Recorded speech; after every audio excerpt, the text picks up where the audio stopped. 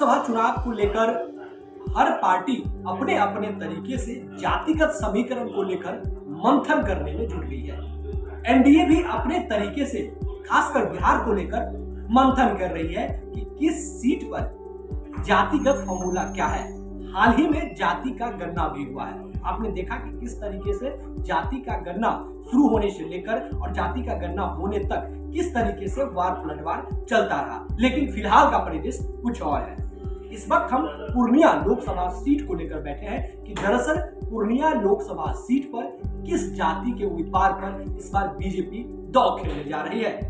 वहां का अगर आप राजनीतिक समीकरण, जातिगत समीकरण को समझें तो जातिगत समीकरण कुछ और कहती है। फिलहाल के मौजूदा समय में जेडीयू के संतोष कुशवाहा वहां पर सांसद है। हालांकि 2014 में भी वो जीते थे और 2019 में भी वो जीत के आए थे। हालांकि 2019 में बीजेपी जेडीयू साथ में चुनाव लड़ी थी, उस समय वो जीते थे। और जब 2014 में मोदी लहर कहा जा रहा था, उस समय बीजेपी से अलग होकर चुनाव लड़े थे, उस समय भी वो जीते थे। तो सबसे बड़ा सवाल है कि इस बार एनडीए किस जाति के उम्मीदवार पर दांव खेल रही है। जो अंदर खाने जाति को लेकर मंथन हो रहा है, उसके मुताबिक जो अंदर से निकल के खाने आ रही है कि जो बीजेपी का कोर वोटर है, खासकर जो स्वर्ण समाज बीजेपी के कोर वोटर माने जाते हैं, वैसे जो आप लोग भी बखूबी जानते हैं। सबसे अहम है कि जो खासकर अति पिछड़ा समुदाय को साधने की बात आ रही है, तो जो अंदर मंथन चल रही है बीजेपी के अंदर, जो सूत्र हमारे बता रहे हैं, जो खबरें निकल के सामने आ रही है, उसके मुताबिक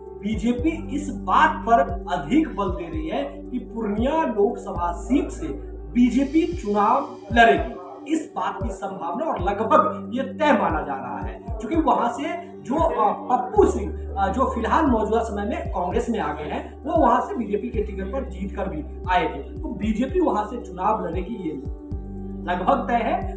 और अति पिछड़ा समुदाय के उम्मीदवार को ही पूर्णिया लोकसभा सीट पर उतारने की अधिक संभावना है। क्योंकि ये इसलिए कह रहे हैं और इसलिए मंथन चल रहा है अंदर, क्योंकि अति पिछड़ा समुदाय का जो वहां वोट बैंक है वो 4.5 लाख से अधिक है।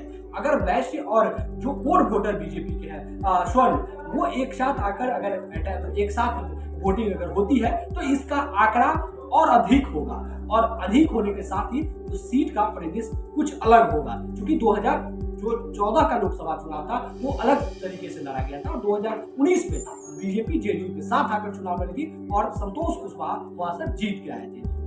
जो एमवाई का समीकरण को लेकर कहा जा रहा है, उसमें भी खासकर जो यादव समुदाय के लोग हैं, जो शहरी क्षेत्र में रहते हैं, उसमें भी बीजेपी की तरफ झुकाव दिख रहा है। तो पूर्णिया लोकसभा सीट पर इस बात की संभावना अधिक है कि बीजेपी यानी कि एनडीए के तरफ से अति पिछड़ा उम्मीदवार को मैदान में लाया जाएगा। जो अंदर खाने फिलहाल मंथन चल रही है। आप न्यूज स्टेट के डिजिटल प्लेटफॉर्म के साथ बने रहिए।